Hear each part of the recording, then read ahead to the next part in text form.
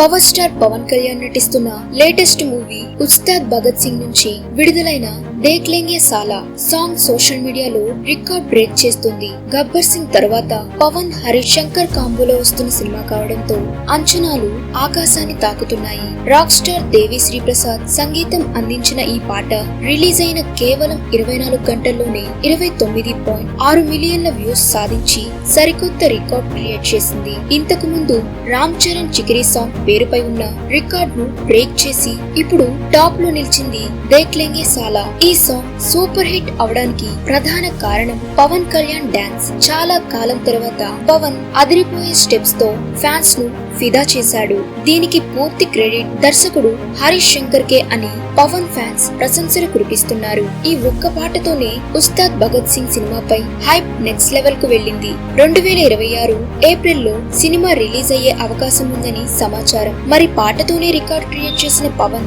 సినిమాతో ఇంకెన్ని రికార్డులు బ్రేక్ చేస్తాడో చూడాలి. ఇలాంటి లేటెస్ట్ సినీ అప్డేట్స్ కోసం వెంటనే మన ఛానల్ ని సబ్స్క్రైబ్ చేసుకోండి.